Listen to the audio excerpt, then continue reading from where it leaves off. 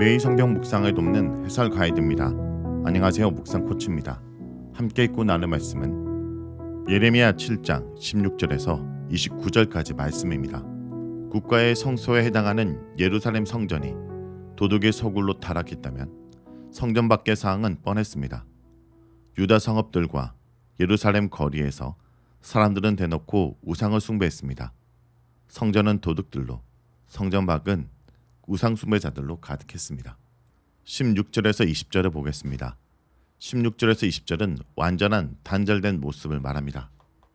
성전문에 서서 도둑의 소굴로 타락한 예루살렘 성전의 멸망을 선포한 예레미야에게 하나님께서 다시 말씀을 주십니다.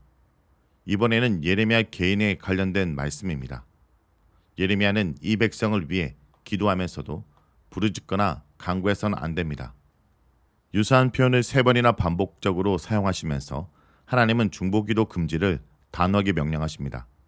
중보기도는 예언자의 기능 중 하나로 때로는 백성편에서 하나님께 중재를 시도했습니다.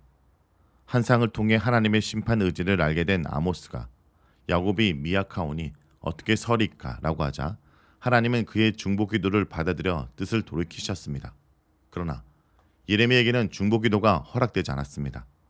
하나님께서 유다를 위한 예레미야의 기도를 들어주기에는 이제 너무 늦었습니다. 하나님께서 이미 심판을 최종적으로 결정하셨기에 심판을 집행하는 것만 남았습니다.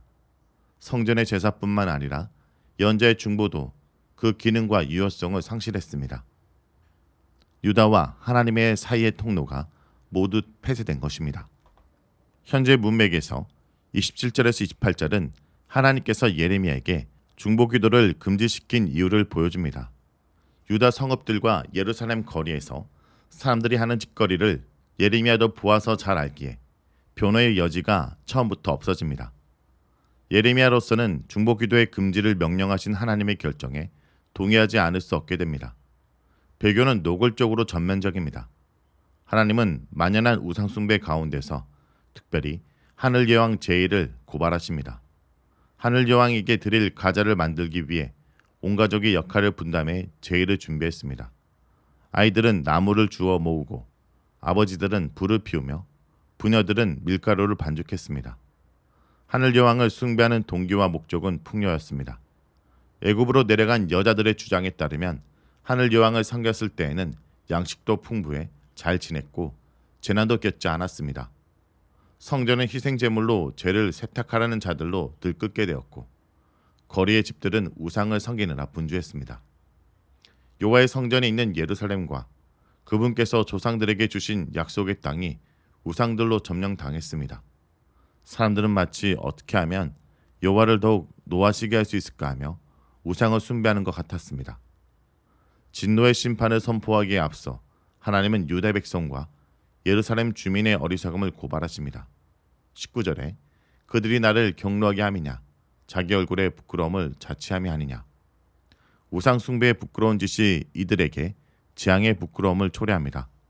풍요와 번영을 기대하며 하늘 여왕과 우상들을 섬겼는데 멸망과 파멸이 주어집니다.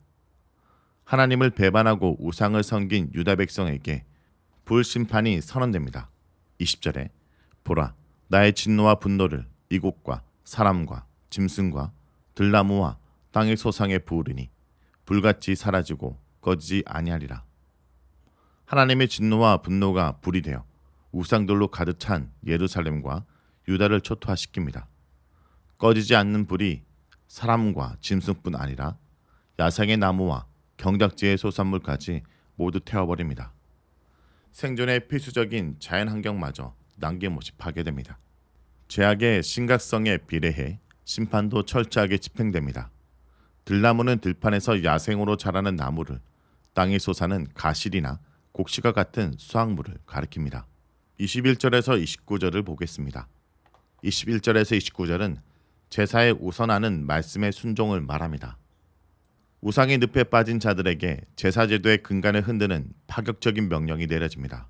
21절에 너희 희생 제물과 번제물의 고기를 아울러 먹으라. 이는 성전 제사를 전혀 무시하는 명령입니다. 번제는 제물을 모두 제단에 불태워 하나님께 드리고 다른 제사의 경우는 제물의 일부만 화제로 드리며 나머지는 제사장과 제2참석자들의 몫으로 돌려집니다. 레위기의 제사법에 따르면 번제물의 고기는 제2참석자들이 먹을 수 없었습니다. 하나님의 명령은 차라리 풍자적입니다. 너희의 희생제물과 너희 번제물이니 고기를 좋아하는 너희가 희생제물의 고기뿐만 아니라 번제물의 고기도 다 먹으라. 우상과 불의로 부정해진 자들이 가져온 제물은 모두 부정하기에 하나님께 드려질 수 없고 부정한 제물이기에 부정한 자들이나 먹을 수 있습니다.